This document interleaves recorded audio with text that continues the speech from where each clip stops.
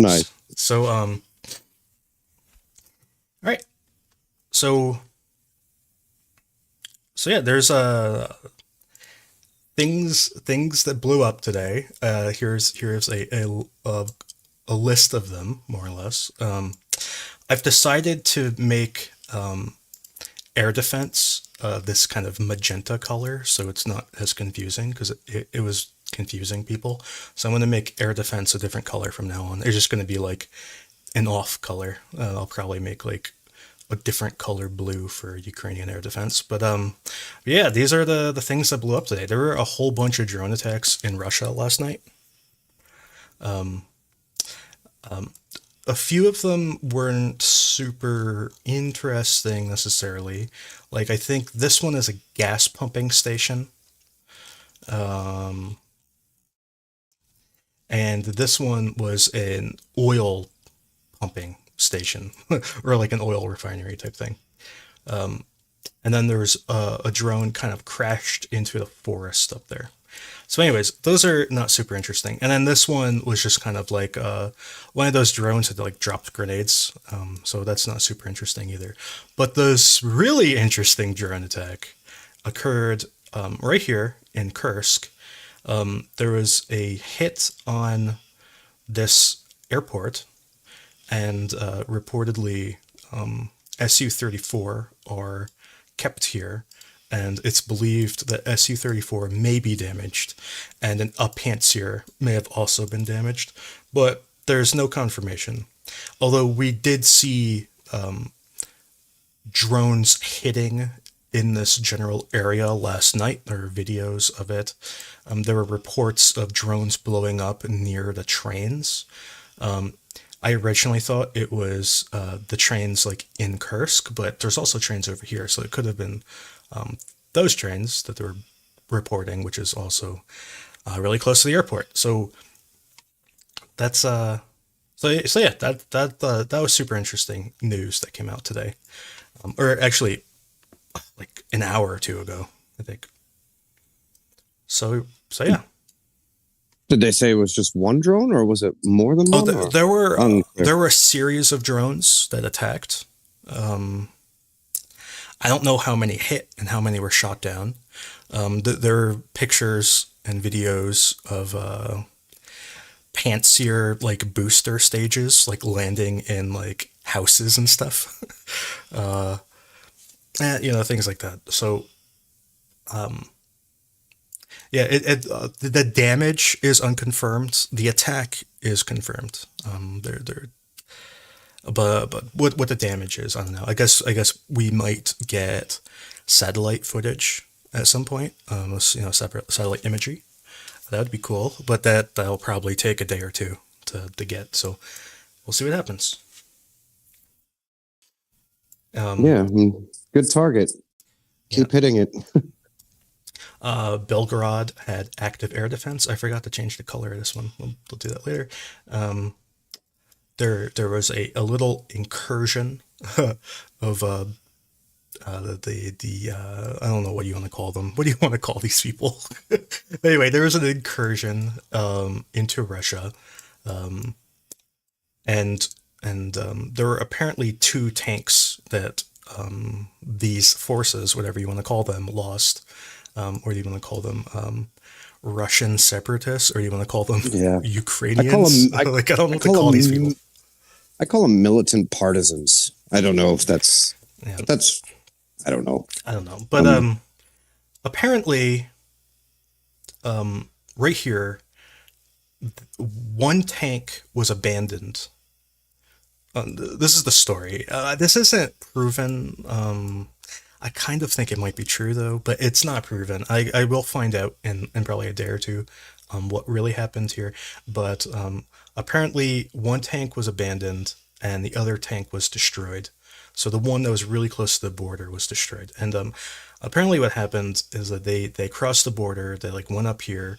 They were kind of like driving around. They took some like photographs and stuff, and then one of them um, got a shell landed near it, and the crew like abandoned it, and then the other one was trying to drive away and exploded or something. But that's the story. That's the story. But the people telling the story are the Russians, and it's not really, it's not really trustworthy. But this sort of thing is really dangerous for Russia to lie about, because if it's not true, it really makes Russia look bad, which makes me kind of think it might actually be true. But we'll see in the future whether it actually happened the way they claimed, or even if it's not the way they claimed, whether they actually, Ukraine actually lost two tanks. I'm sure in 1, 2, 3 days we'll have better imagery of what happened here. Probably drones will fly over it at some point, or the drones that already flew over it will publish their videos eventually.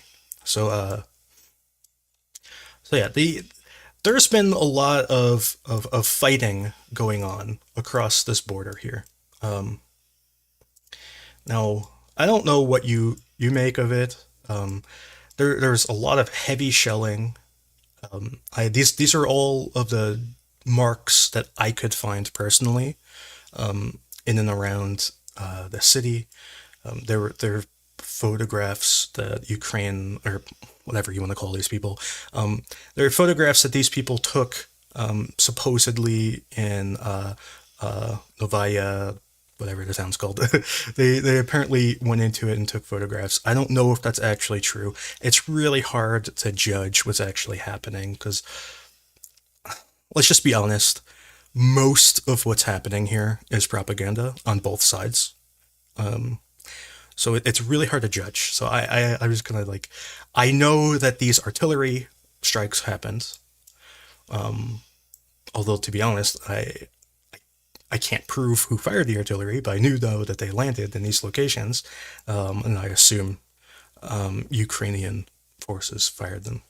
Um, People were asking me what types of artillery are being used. I don't know for sure what these markers were, but I do know that there have been MLRS used.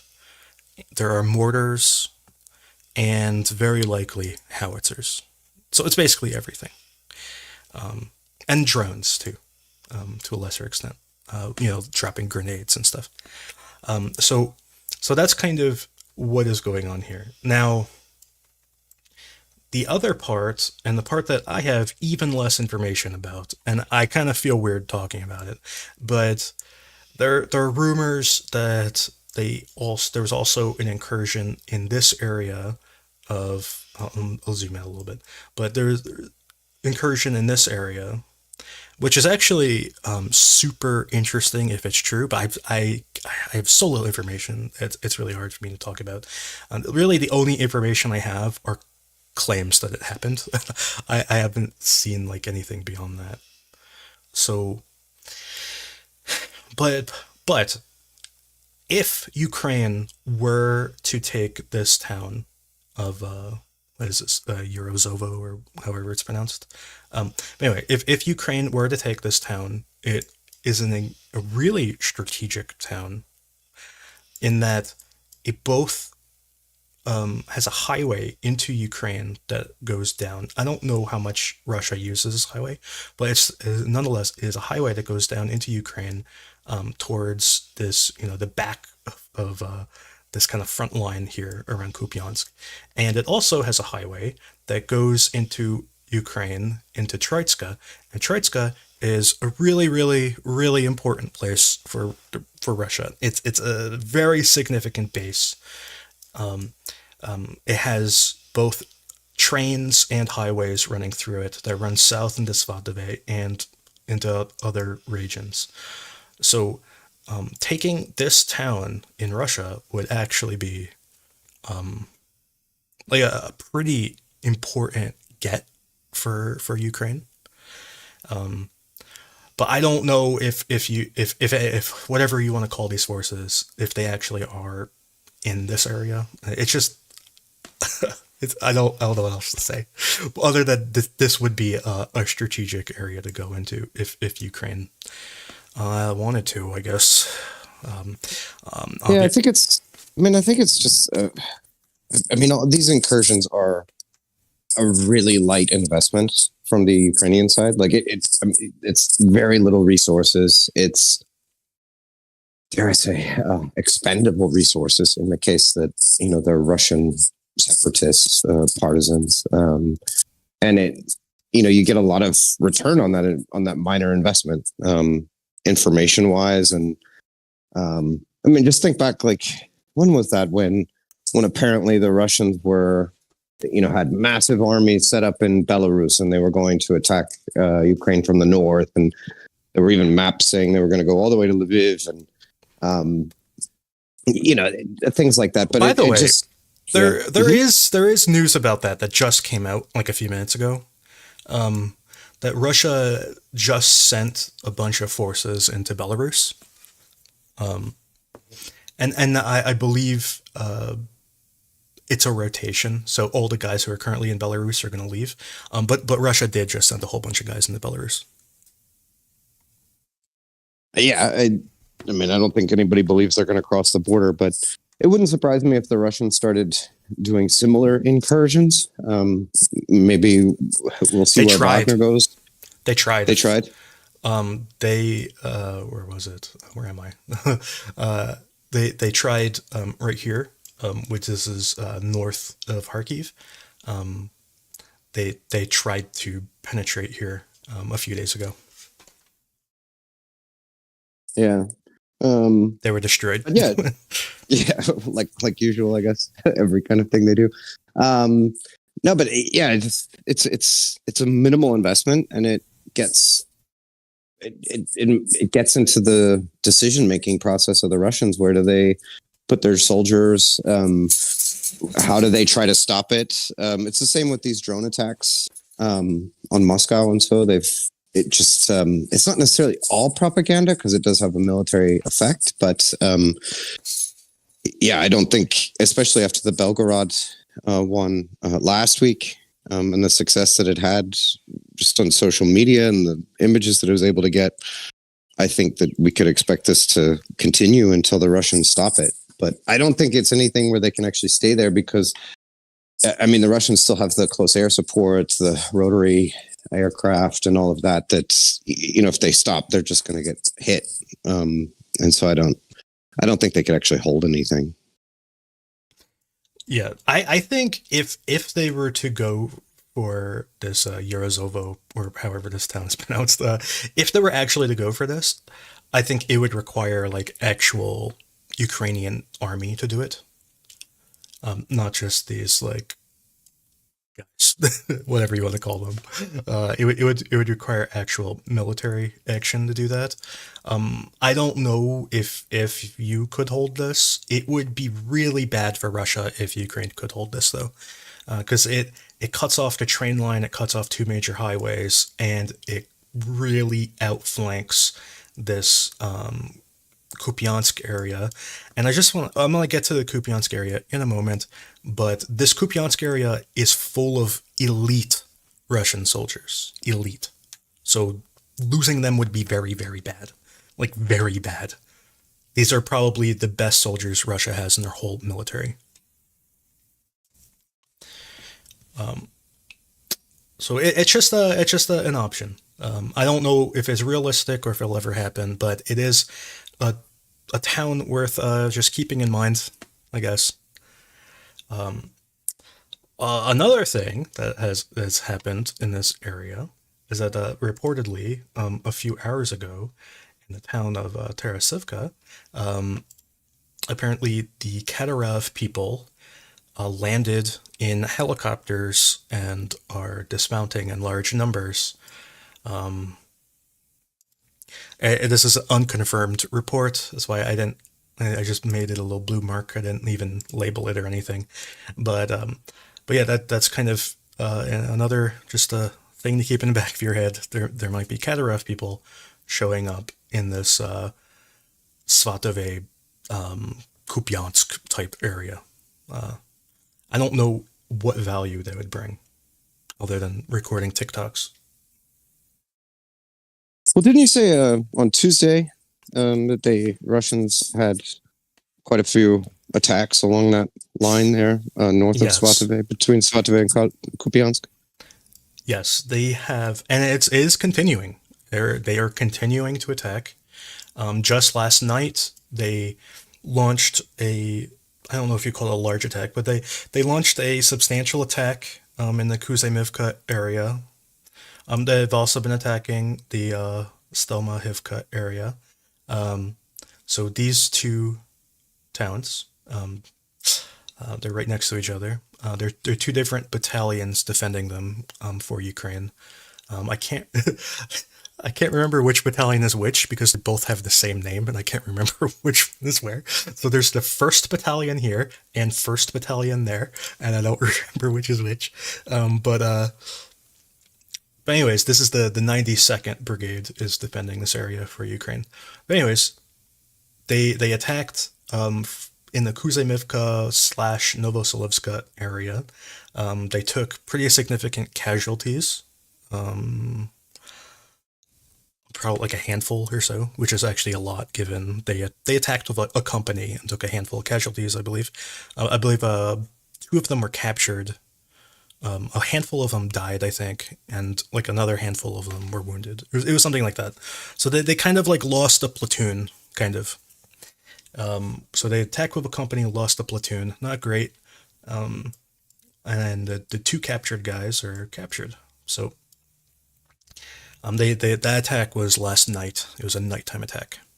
But yeah, Russia has been attacking in this area in larger numbers. It's not like they're attacking with like 5 brigades at a time, but they're like somewhat substantial attacks. They've lost a number of tanks in these attacks. I heard that there were 3 destroyed tanks. I've also been told there were 2 destroyed tanks. So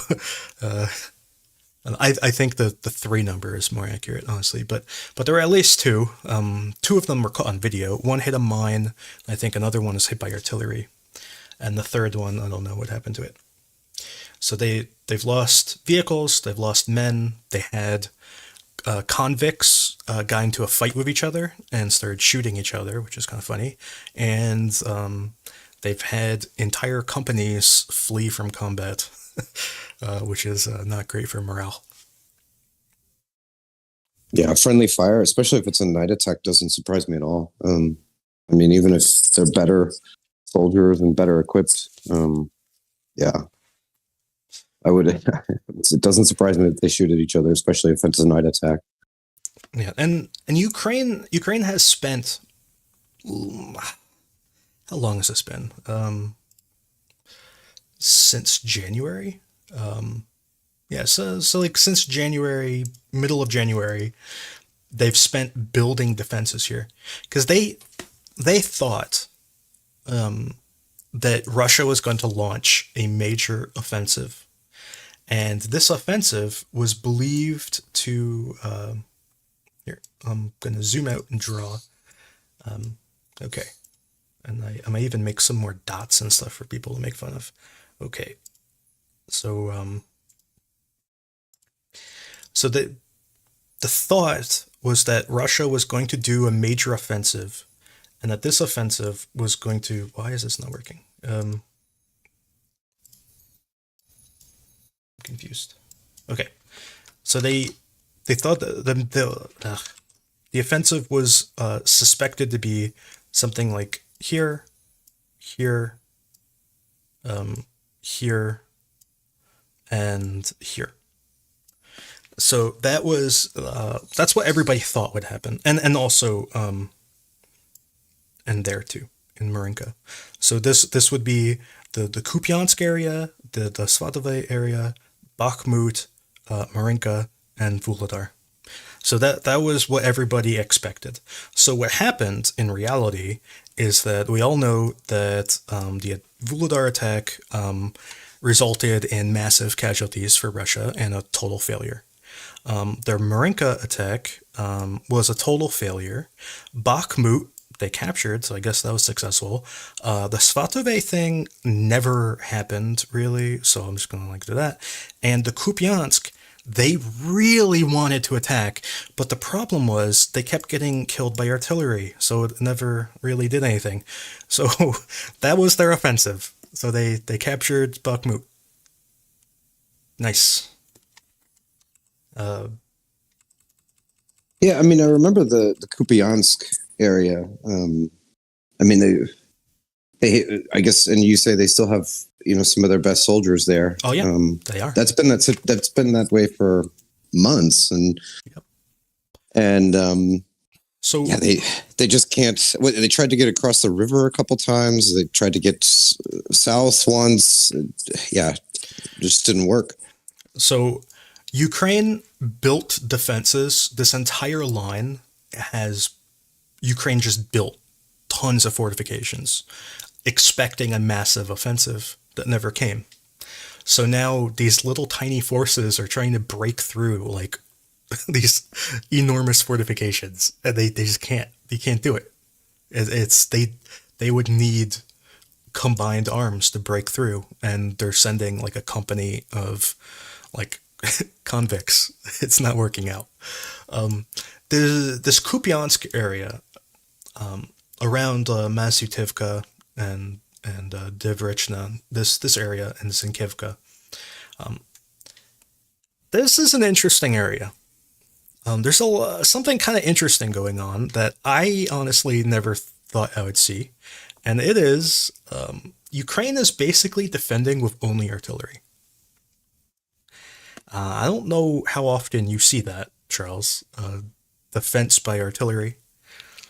It seems weird to me, but that's basically what's happening. They are defending this area with just artillery. There's like almost no infantry. So Russia has poured in the what's it called? The let me find the name because I don't want to get the wrong name when I say this.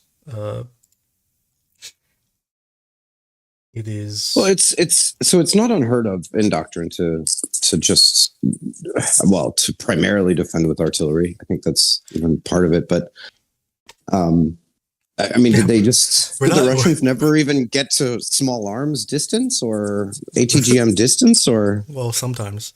So it's the 76th Guard. That's who's defending here. So it is the elite of the Russian military, the 76th Guard. Probably, one of the few elite units they have left. The 155th got massacred in Volodar, so they don't really exist anymore. What was the other one? The 4th, they got massacred in like Sumy, so they don't really exist anymore. So like this is kind of like their last kind of elite force. And the most elite thing about them is their commander. Their commander is extremely good. He is a Western style leader, which is almost unheard of in a Russian military. So they have a great commander, and they have pretty good troops by Russian standards. And they're fighting against artillery. They can't do anything. They're just stuck. So here's the thing. This line here that I've marked, this is Ukraine's defensive line. As you can see, Russians are nowhere near it. They can't even approach it. Now, the issue is that, I'll go into this 3D view. The issue is that Ukraine has all of these hills, and this is the best hill that they have right here. They have all of these hills that guard this line. You can see how great this hill is for guarding this line. This kind of area that my mouse is hovering over, these are kind of shrub type things, not really trees. They're like maybe a meter tall. This is like grassland basically, and there is your lowland river, and these are like all grassy farm fields over here, and you have a forest here. So the issue for Russia is that they can't go from the forest to the river without getting obliterated. And they don't even want to try anymore. They tried a few times and then they gave up. Now they're just fighting in this forest. Now, what is going on in this forest is kind of a funny story. So, Ukraine has very limited infantry, and they're not really defending the forest because I don't care about the forest. The forest is not their defensive line. It's this river is their defensive line. So, in the forest, Ukraine has some fortifications. The forest is very heavily mined, and the Russians are occasionally attacking it. Russia has basically no fortifications in this forest. None. When they attack, they move through, attack, and then run all the way out, all back to these lines back here.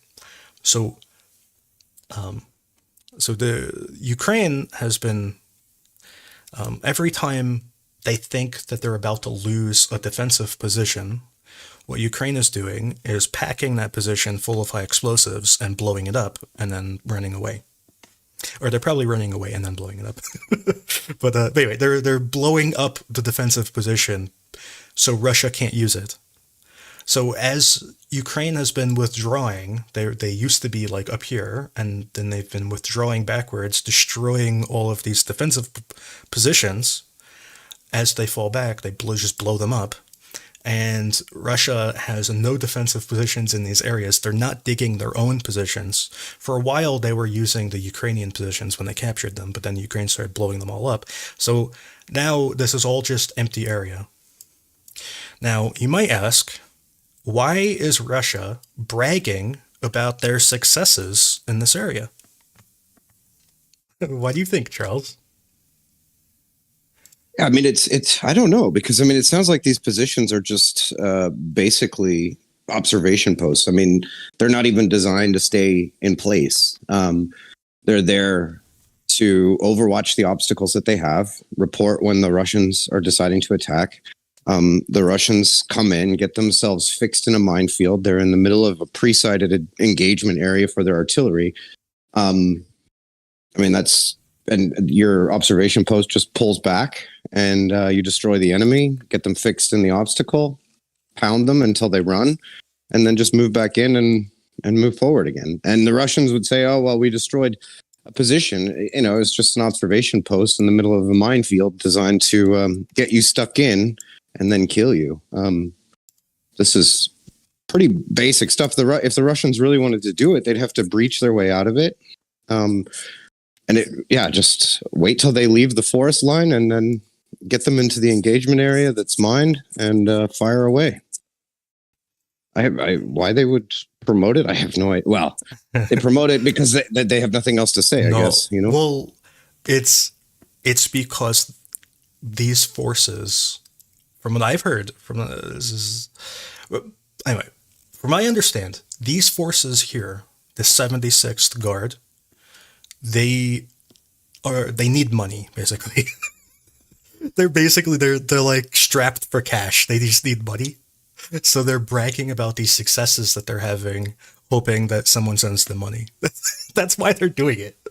They're like, what's happening here is just like you just described. Like, it's a whole bunch of nothing. They're just fighting over nothing. They're fighting over things that don't matter.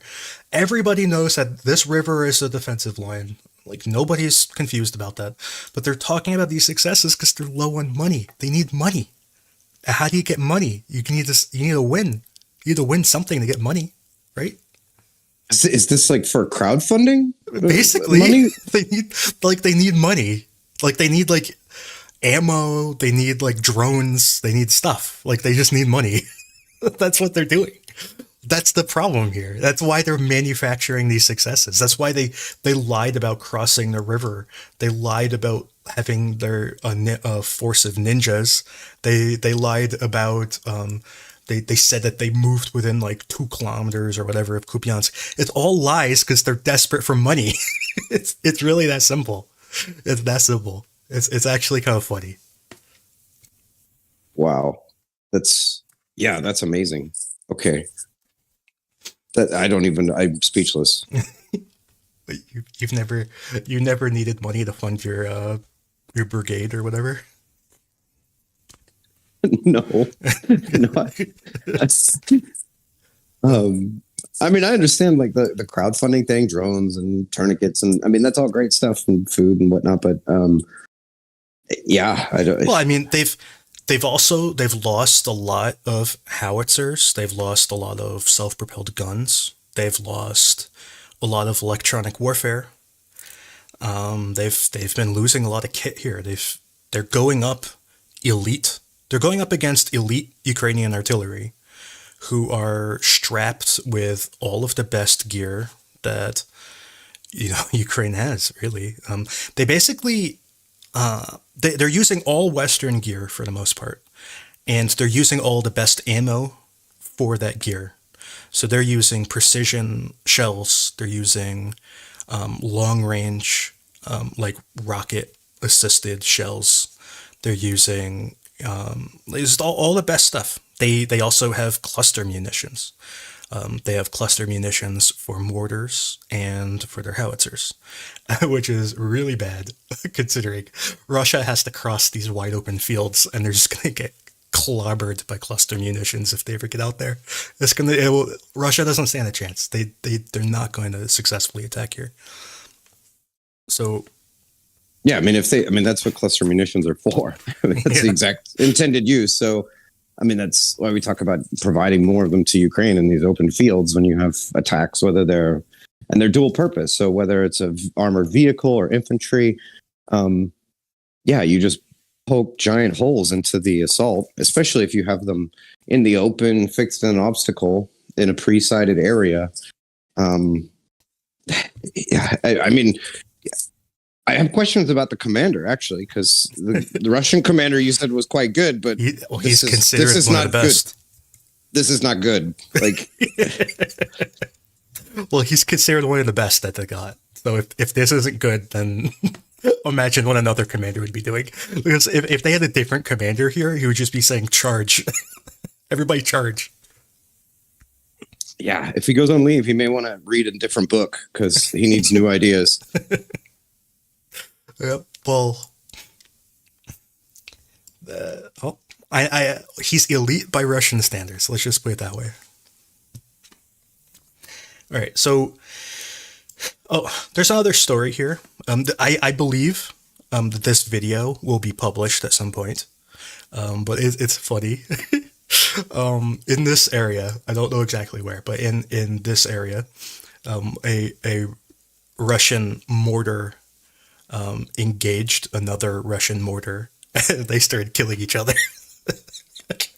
Oh man, I've heard the video will come out soon because it was all recorded by Ukrainian drone, but they can't publish it because Russia is still using that mortar position. So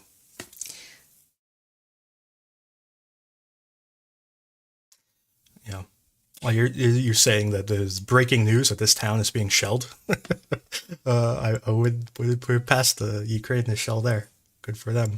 Anyways, so moving on from here. I think I pretty much talked about this whole Kupiansk area. There's not really much more to say. Moving further south. I don't really have anything to say here. I was looking to see if there was a report that I forgot about, but Ukraine is attacking Makiivka, but I mean Russia's attacking Makiivka, but I don't think anything has really happened. Oh, there's one story, one kind of juicy story.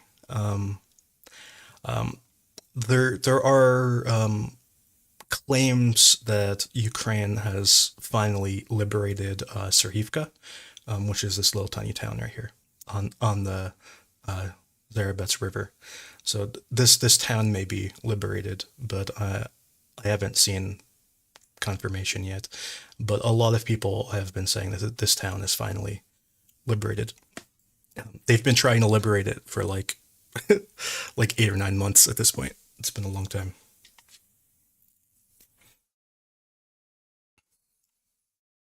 But anyways, so Makiivka has been attacked.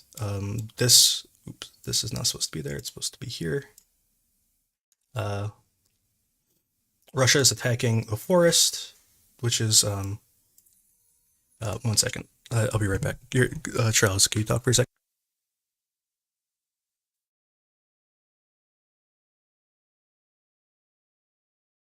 Yeah, sorry. Yeah, I think this piece of forest is quite interesting because it's been fought back and forth for ever over the last 5 months, basically.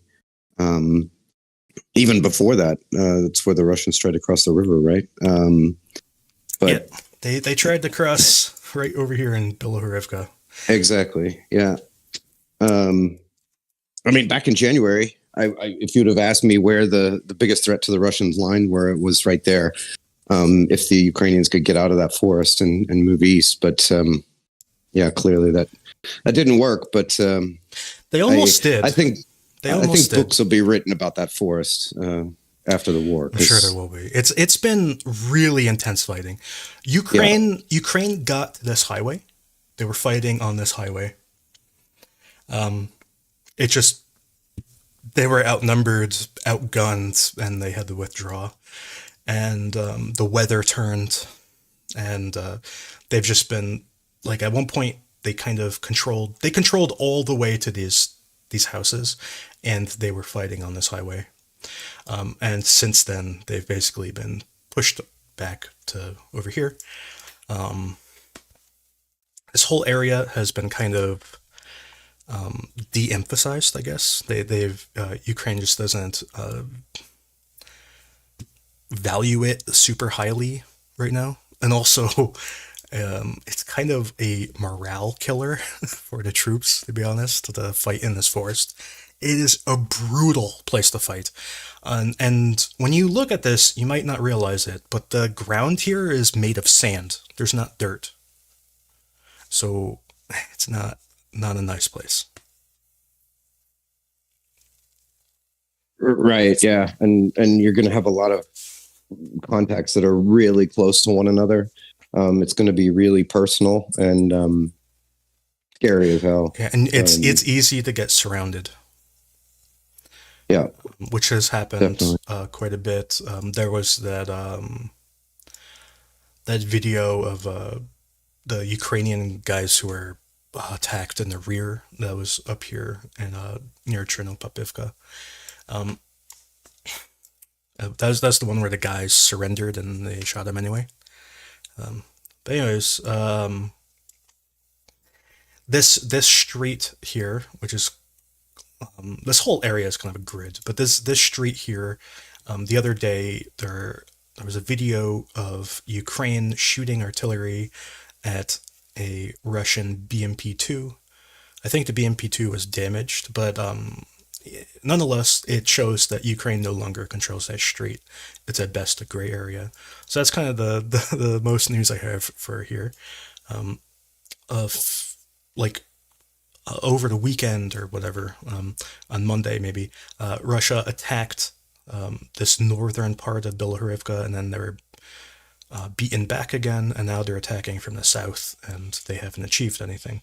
So there's that. In Sperna, I don't know why this broke too. That's also kind of frustrating. Russia is attacking Sperna from the north, not the south. They claim that they captured a whole bunch of ground. I don't know if this is true. I've been looking for clarification of this. They claim that they have moved into town and captured like here. Really gonna need some proof of that before I believe it, because it seems kind of far-fetched to me personally. But they're attacking from the northeast in Sperna now. Yeah, I'm gonna look to see if there's news I forgot. There's airstrikes, but there's always airstrikes. It's not super exciting. Okay, so now we're getting. Are the Russians? Can you hear me? Okay. Yeah. Okay. Are the Russians still using the glide bombs for the same tactic on frontline positions of the Ukrainians, like they were around Avdiivka? Can you say that again? Sorry.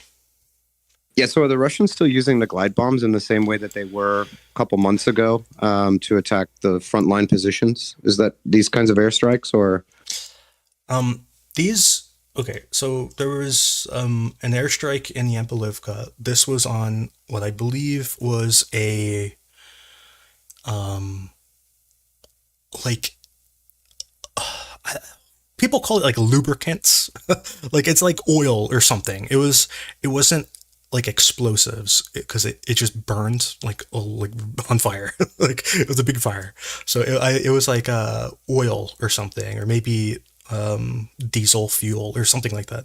So there was like an airstrike on that in the Avdiivka. There recently there was an airstrike in Turney that destroyed. They claimed it was an HQ, but I'm skeptical it was an HQ. Now in Bilohorivka, I believe, I'm not 100% sure, but I believe that they're trying to bomb out this industrial area, but they're having a lot of trouble because a lot of it's underground. And in Siversk, I don't know what they're bombing, but they're bombing something. I'm gonna probably end up trying to find these bombs on like Sentinel, like later tonight or something. But they've been bombing Siversk. I'm not really sure what's going on there. And in Sperna, I really do not know what they're bombing in Sperna. There's nothing in Sperna. The town is 100% demolished. So I don't even know what you would bomb, but they're bombing something. So maybe a trench. I don't know what you bomb. I don't know. There's nothing Okay. there. Yeah. Okay. No worries. Yeah. So moving towards Bakhmut. Now, I have a friend here who is stationed north of Bakhmut. I don't actually know where he is. He just tells me he's north of Bakhmut. Um, he told me that Russians, maybe Wagner, I'm not really sure who they are, but they did a rotation over the past 2 days. He told me this yesterday. So it was like yesterday and the night before, and maybe the day before. They did a rotation in this area, and he said that the Russian rotation was a disaster for the Russians because it gave the Ukrainians a an initiative in their positions. Now, I'm not really sure what initiative necessarily means. There's a lot of ways that I could guess what an initiative means. Like, for example, if you are behind a hill and you know that they're aiming at that hill with, like, I don't know, like a ATGM or a machine gun or a sniper or something. If you know that they're aiming at the top of the hill, you can't crest the hill because you'll get shot at. Whereas if they stopped aiming and then you set up on the top of the hill, then they wouldn't be able to look at the hill from the other side, right? So that could be an initiative. What do you think initiative means, Charles? Yeah, that's a tough one. What they mean by this, because if usually we mean it in terms of, are you able to dictate where and when you attack, and whether you put the enemy in a reactionary stance. And maybe that's what they mean. Maybe they've been able to take certain positions which allow them to do more nighttime raids, or they're in a position where they can freely maneuver to a position. And this could be really small terrain features, like just behind a certain ridge or a berm or a little forest line or whatever, so that you could actually get to a position to launch an assault. That could all be that. So I don't know exactly what he means with initiative. In terms of rotation, I mean, a relief in place is always going to change some things.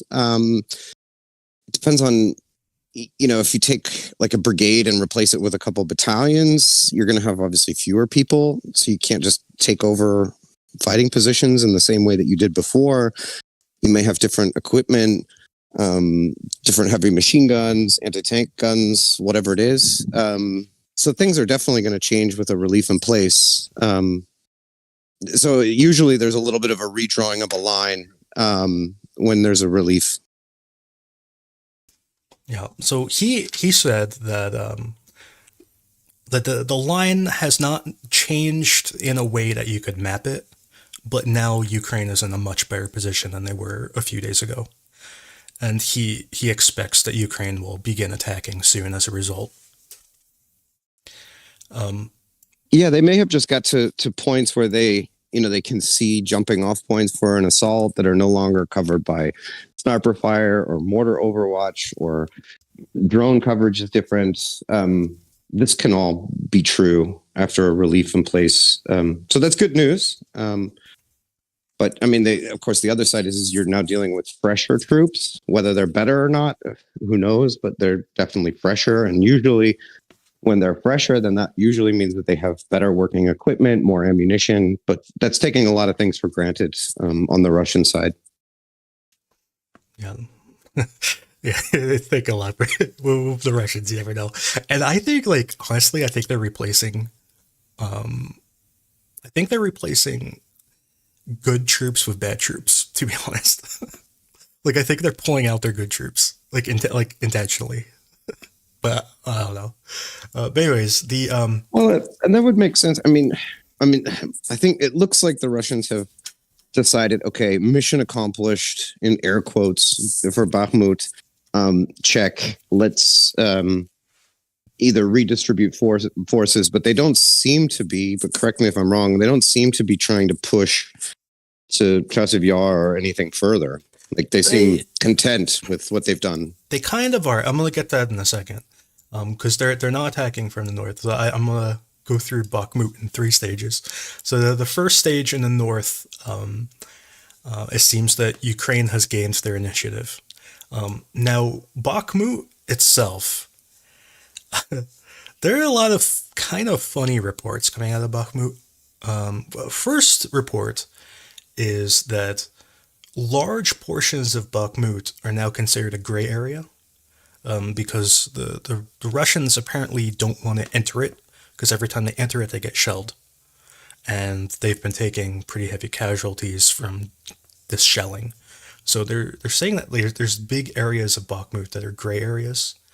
And also that when Wagner was withdrawing their forces, which they've been doing over the past few days, they claim that they've now withdrawn 99% or whatever. But as they were withdrawing, they were getting shelled. And I've heard, I don't know if whether this is even possible to confirm or what, but I've heard that between 100 and 200 Wagner were killed while withdrawing. So you can take that with a grain of salt, but that was one report. And the other thing is that apparently Russian forces don't want to go back to where some of the Wagner units were because they're scared. So some of those places are being kind of left vacant. I don't know if that's true. Like, all of these are really difficult to confirm. These are just kind of like things that people say, and I don't really know what to make of it. So that's kind of the Bakhmut area. It's there's not much going on. They occasionally attack Hromove or Chromovy or whatever. I don't want to say it. I always don't know how to say the E at the end. It's anyway. So yeah, so there's just not much going on around Bakhmut itself. Now, the southern part of Bakhmut, near Klishchiivka and Avdiivka, this is kind of more active. Now, Russia is trying to attack Avdiivka. They really want to capture it, and they really want to push to Chasiv Yar, but they're moving from the south. Now, I don't know if they're moving kind of north from Klishchiivka, or if they're moving kind of this way from, the southern/western part of Bakhmut, but they're trying to attack Avdiivka, and all of their attacks have been total failures, more or less. So there's really not much to talk about other than the attacks all failed. They've had no, not even minor success, just total failure. And at the same time, Ukraine has been trying to push down the western side of Klishchiivka, and they are trying to push probably into this area that is southwest of Klishchiivka, and then at that point they'll probably push east. But this is just a really dangerous place to attack. Russia is dug in. It's easy to lose a lot of men in this sort of environment. So Ukraine is just kind of going slowly, and they're making use of a lot of artillery. They're pretty heavily shelling Klishchiivka, and they're shelling any Russian positions that they can find. They're shelling it pretty heavily. They're using a lot of ammunition doing this.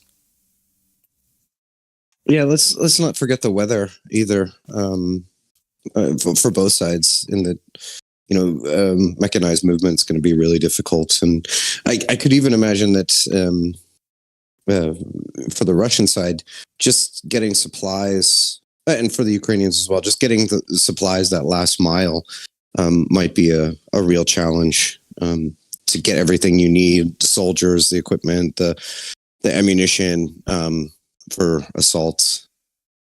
Even if you have temporary crossings and you've filled in and you've got these kinds of things, if you're dealing with swollen rivers, a lot of that has to be redone. So it makes sense. Yeah. Wait, there's one thing that you just reminded me of that I kind of wanted to talk about.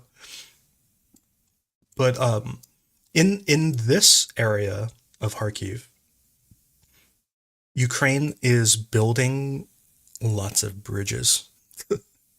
They're building lots of bridges right here. And it's worrying the Russians.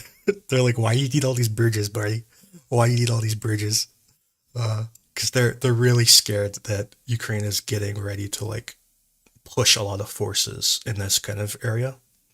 And Ukraine is because like basically every bridge that exists over this area has been destroyed.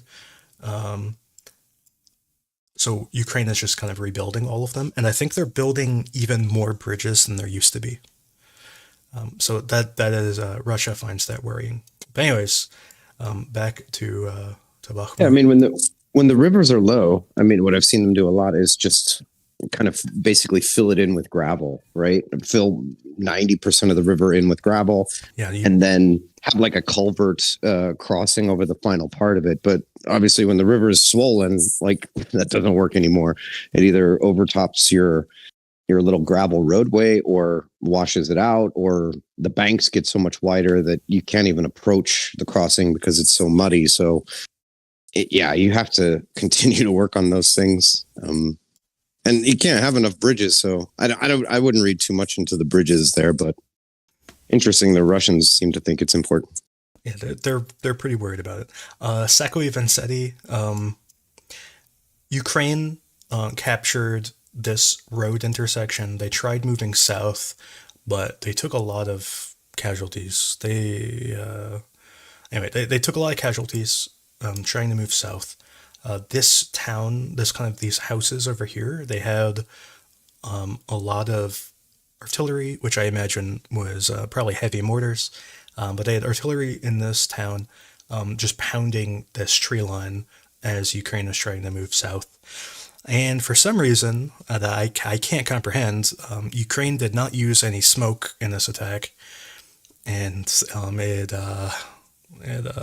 they needed smoke. Let's just put it that way. Smoke probably would have made it a lot easier, but they didn't use any smoke, and they lost a lot of vehicles. But since that event, I have not seen any news from here. That was a few days ago. That was the 18th. So that was 2 weeks ago or whatever. I haven't seen much news since then.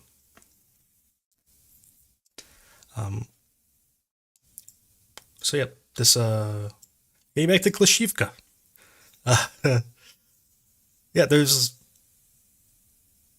So we talked about Klishchiivka, we talked about rivers, we talked about I think that's everything for there. Russia is heavily reinforcing Klishchiivka. They're sending in tons and tons of guys. They've reinforced this highway. They've reinforced Klishchiivka. They've reinforced Andreevka. They're just reinforcing this whole area, and Ukraine is kind of taking advantage of these reinforcements by saying, "Hey, you have a whole bunch of guys in one spot, and we're going to shoot them with artillery." So that's kind of what's been going on. So a lot of pretty heavy artillery shelling. Russia is trying to push west towards Bilohora, but they have not had any success. This is the only area where they're still on the western bank of this canal. And that's pretty much all my news for the Bakhmut area. Yeah, I'm gonna look to see if there's been any things I forgot. Not really. They've been dropping airstrikes on Bilohora. This is another thing. This might actually be on the front lines, as we were talking about before, and they've been dropping bombs on Chasiv Yar. But that's all kind of par for the course, honestly.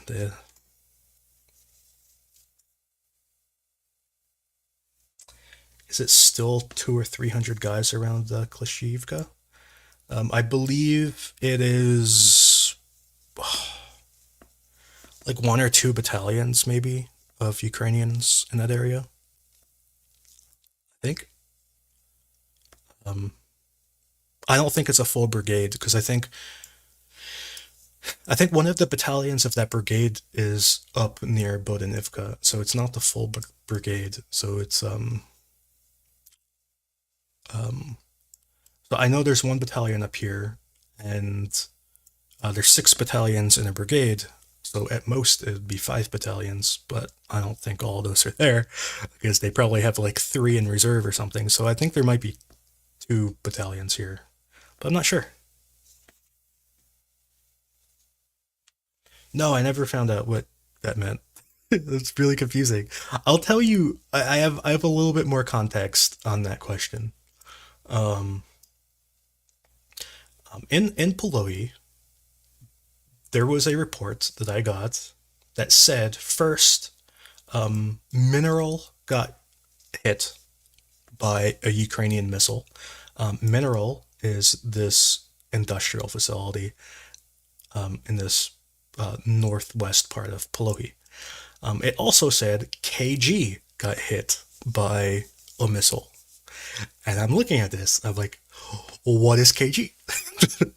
So I was looking around, and then I saw another report that did not mention Polohi, that just said KG got hit by a missile with no context at all. And I'm like, well, what is KG? I don't know what KG is. It's something. It's still a mystery to me. That the one guy who said that it might mean command group, that I could see making sense. That if the command group got hit by a missile, but other than that, I have no idea what KG means.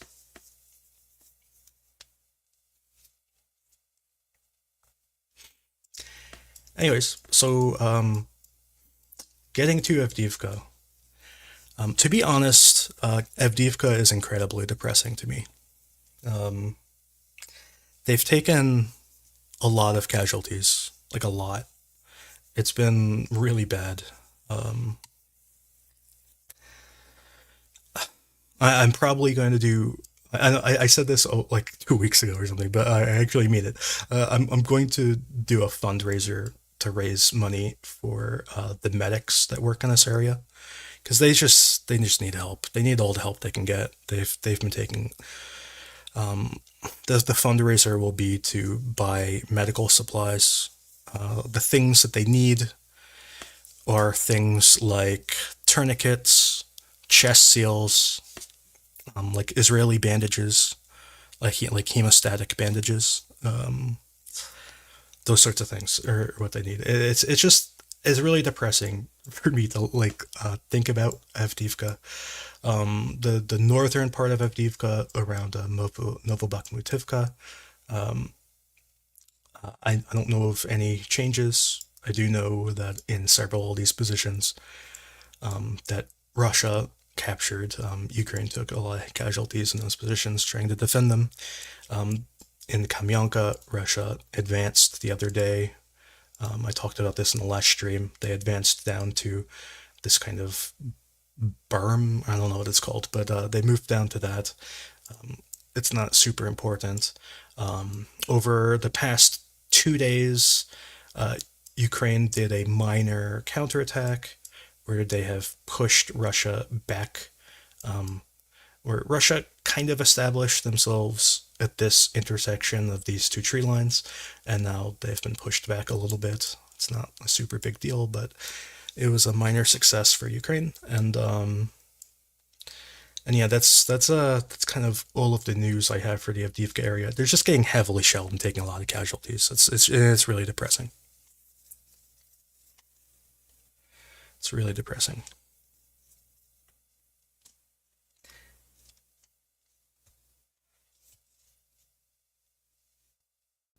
Will the initiative move in favor of Ukraine in the next few weeks? Yeah, I expect an offensive in the next few weeks. To be honest, I expect the full scale offensive to start soon. It'll start this month, I think. Remember back in like February or something, I said the Ukrainian offensive was going to start probably in July or September and possibly June if everything went well. Well, it's going to start in June. So it's going to start in June.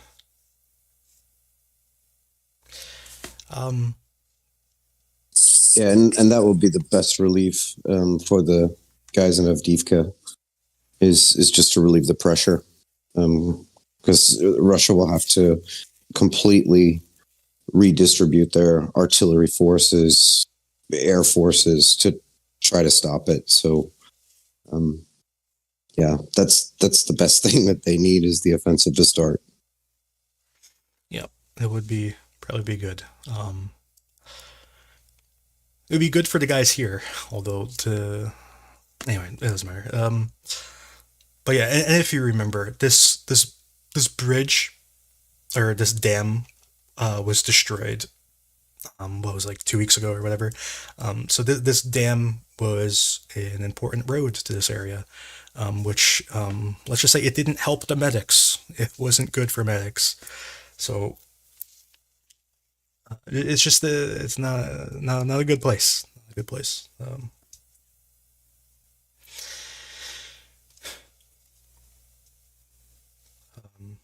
Have we seen? Have I seen any videos of Western tanks? No, not in combat. I haven't even seen videos of like those Polish tanks, right? Have they even used those yet? Or like or are they the Czech tanks that they got like last year? I haven't seen those either. They like Ukraine has like a lot of armor reserve that they just haven't used. I assume they're going to use it in the offensive at some point. But there's a lot of armored vehicles we haven't seen used, and some of them Ukraine has had for like a long time, like 6, 8, 9 months, since last year. I think the ground will solidify soon. It is drying out pretty quickly. There's a lot of things helping it dry. It being spring really helps because all the plants suck up, as much water as possible in spring because they want to grow and fruit and flower and do all the things that plants do.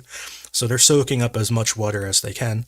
And also, the sun is kind of beating down on the ground. That's helping. So there's just a lot of things right now helping dry out this ground. So I think the ground will get hard pretty quickly, even though some areas are still flooded. In fact, I had this picture I kind of wanted to show.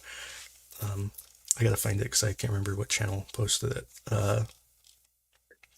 Man, I can only imagine for the soldiers how they're with the mosquitoes and the insects that they're trying to fight right now. Dude, those mosquitoes, they're out of control. It's not a good time. Oh, the mosquitoes are the worst part. That's the thing that I think a lot of people overlook is those mosquitoes. Yeah, it's hard to sleep, and oh my god, yeah. This is this is imagery from today.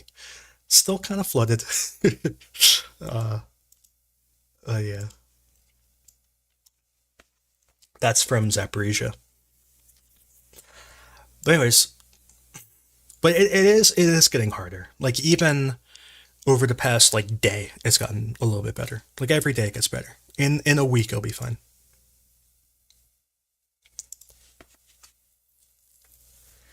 Okay, so we talked about Avdiivka. Now into Marinka. Marinka, Russia claims that they advanced and captured. They claim that they captured like this today. I haven't seen proof of this. I'm gonna keep looking for proof of this, so I haven't updated this part of the map. I think it might actually be true. I'm just trying to find proof of it actually happening. So my map hasn't updated yet, but I figured I'd talk about it. But they claim to have captured that part of Marinka today. They're Russia's been doing this thing where they they try to attack up the middle of Marinka for like a week or two, and then they give up, and then they try to attack like the south, and then they give up, and then they attack the north, and then they give up, and then they attack the middle again, and that's just what they do. They just kind of like rotate in like a circle, and they're attacking the north this time, and it always happens that they attack the north, they capture something, and then they get stuck, and then they like attack the middle or the south, and when they move there, Ukraine takes this back, and then like they'll attack and like they'll capture something in the south, and then they'll get stuck, and then they'll like attack the middle, and Ukraine will take back the south again. That's just been happening. That's what's been happening in Marinka for months at this point. Just months and months of just gently changing hands. Every time every time this happens, Russia ends up holding a little bit more each time. So if this were to go on forever, Russia would eventually capture Marinka. But for now, it could take like another year at this rate. Oh, dude, did you see the bioengineered locusts? Did you guys see that? Russia was complaining about bioengineered locusts today. I thought it was a joke until I saw the video, but it's real. The bioengineered locust. Charles, did you hear about the bioengineered locust? No, I didn't, but it sounds so true to type. What did they have? Did they have 40-millimeter grenades strapped to their backs, or what? I don't know. The video I saw didn't even show a locust. Like there was just a lady. She was like, "There's bioengineered locusts." Like, what's going on? Oh man. Wow. Yeah. Anyway.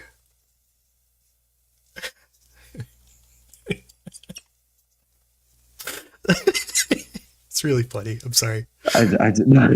What? I don't even know. Wow. How did they come up with this stuff? This is amazing. I don't know. It's up It's there. like there's like a random story generator that spits out the news of the day. Yeah. Anyway, so that's kind of that. I don't really. Okay, so I don't really have any more news about the Marinka area other than that potential advance. So now getting down to this Vladimirivka area. So I'll tell a little story of just the way that I've been observing what's going on here. So about a week or two ago, I can't remember exactly when, I saw that Russia had bombed right here with very big bombs. I don't know how big the bombs were, but they're big. They're big. Like they left like 40-meter craters. Like I don't know, what was that, like maybe a 500-kilogram bomb, maybe a 1,000-kilogram bomb, something like that. And there are two of them. So they dropped two bombs right here. So it made me wonder: did Ukraine is Ukraine in this position or like anywhere near it? And then like a little while later, I saw evidence that Ukraine was in this position right here, and then I noticed that there's heavy shelling on these two forest strips, and then Ukraine captured these positions right here. These these positions were captured on May 31st. They captured like this line right here. So I decided to update my map in two ways. First, there is this section that is currently highlighted, that I backdated this to like the past because it happened like a while ago, and then this new advance now. So Ukraine is advancing on Volodymyrivka. This is a town that supplies Mikilska or Mikilsky and Pavlivka. So Ukraine attacking this town is actually a pretty big deal, and it also gets them closer to Volnovakha, which is really kind of the most important town in this area, or city, or whatever it is. So that is a bit of the advance in this area, and similarly, a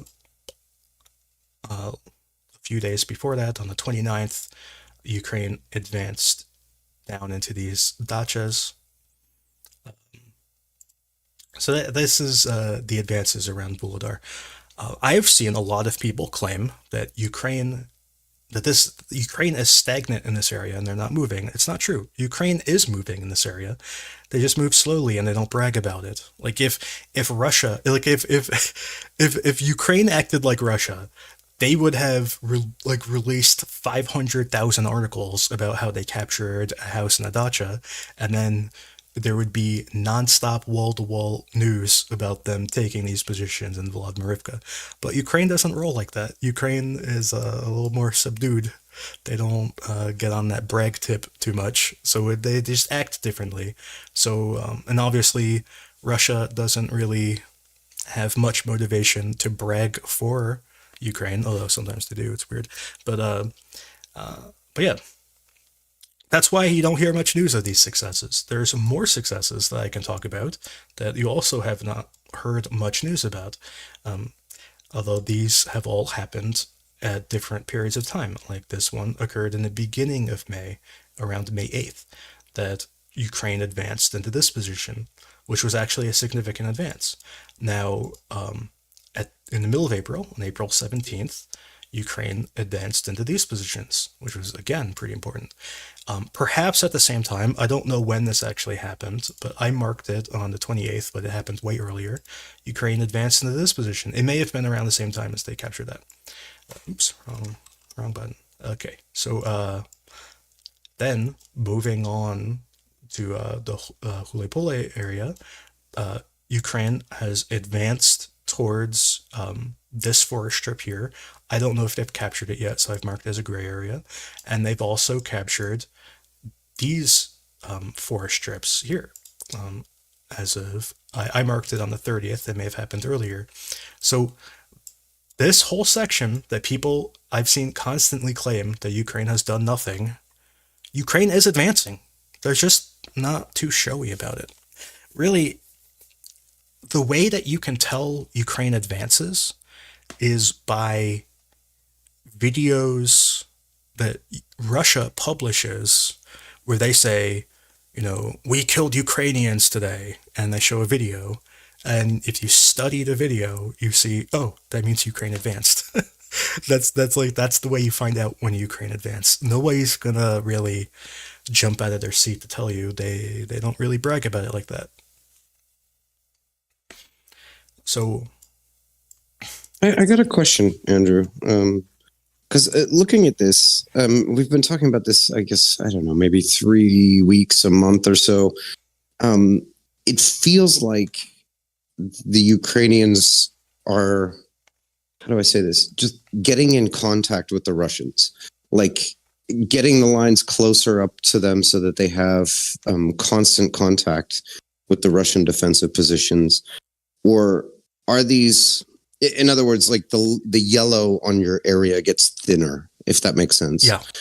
Is that correct, or are they actually, taking Russian positions, or are they just kind of closing the lines up to each other?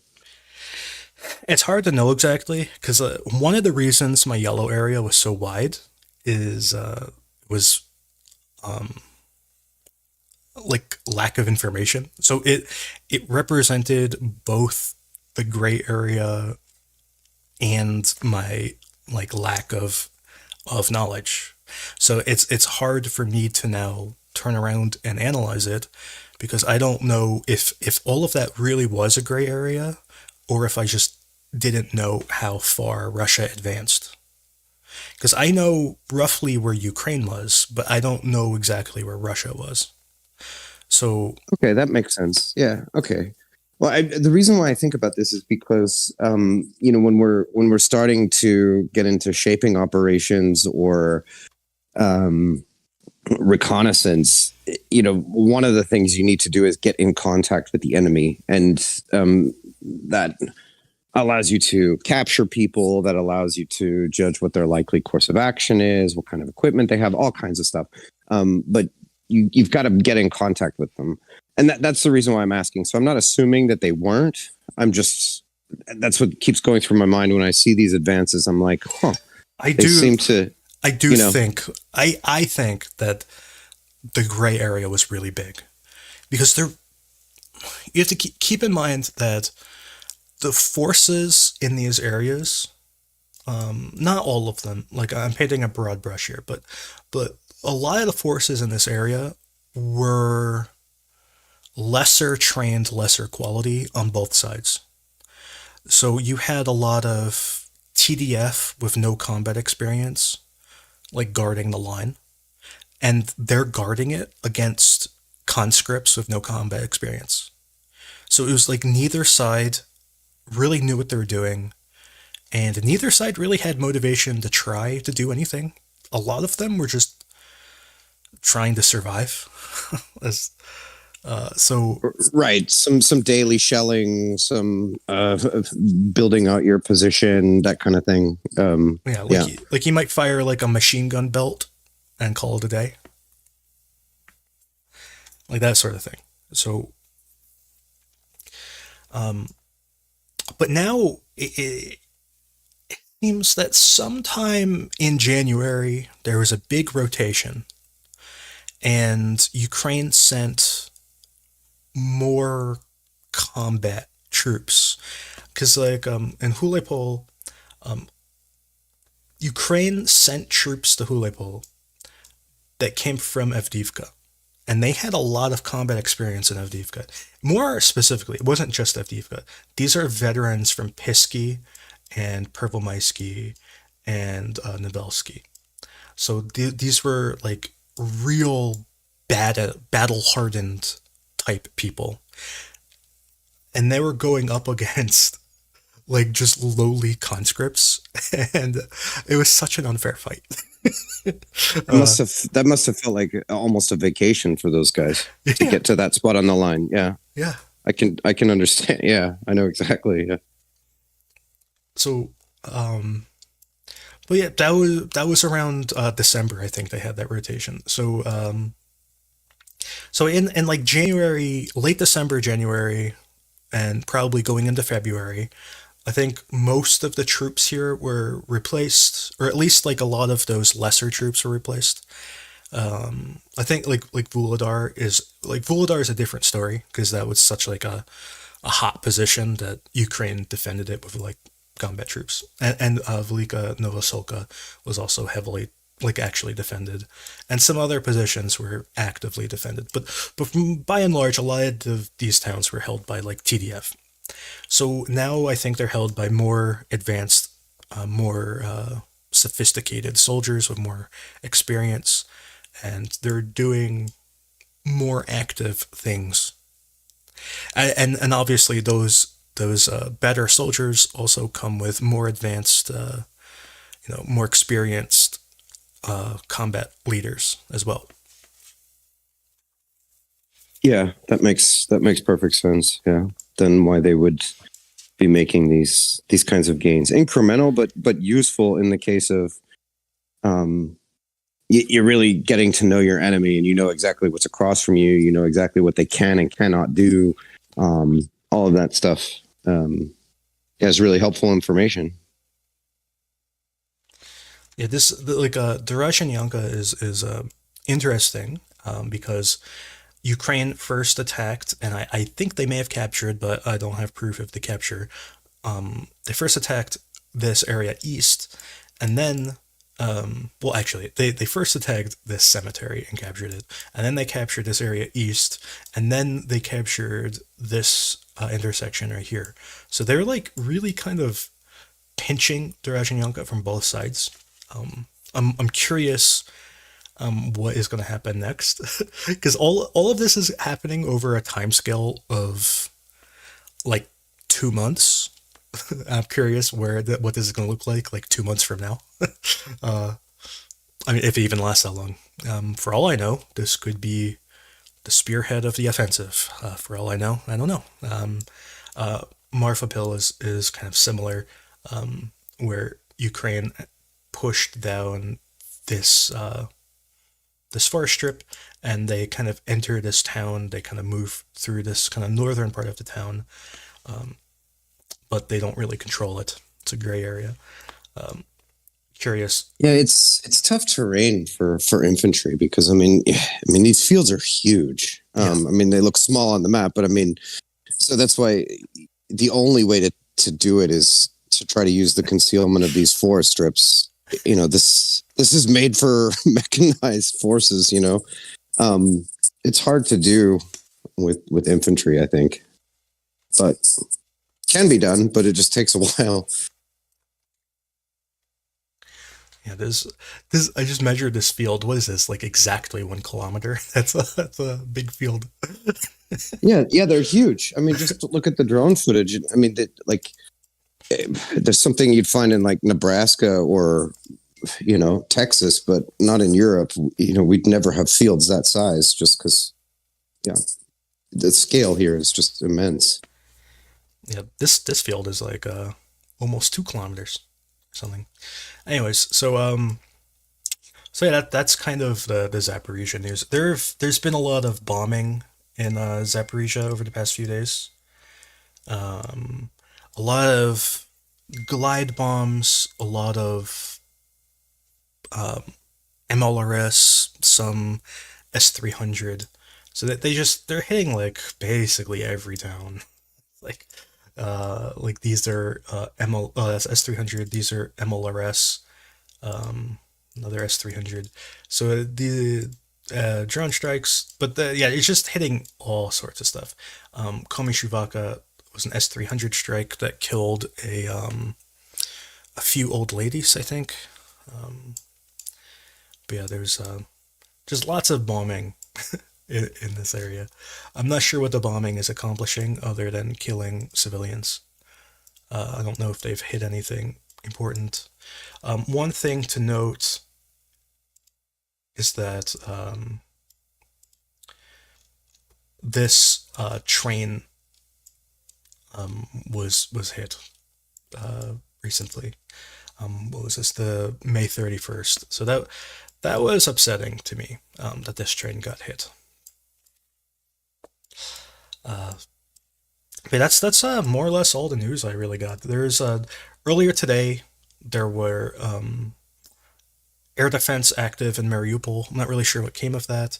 There was a strike on Berdyansk where um, they hit this warehouse right here. Uh, I actually heard they got hit both of these warehouses, and they may have also hit air defense as well. And there was another strike in uh, Hanachesk, which I don't know what it hit at all. I have no idea. Also, to note, yesterday a Tor was destroyed in Kharkov, and today there was a Tor destroyed in Shiroke. So and also Mr. B, and a Earl. So that's about it. That's kind of all the news I got.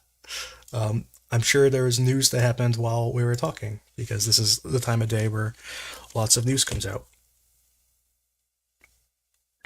Yeah, what is it? About 11 p.m. in Kiev. Yeah, This you're is right. this is about the time when we get missile alerts and drone alerts and all that sort of stuff. I'm gonna look real quick to see if that's not good. I opened my missile alert page and it said tonight is going to be a very bad night. So it's not good.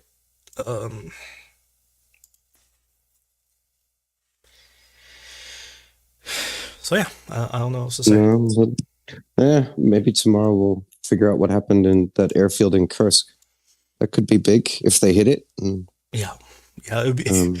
I would love if they took out a few the Su-34s. That would be pretty great.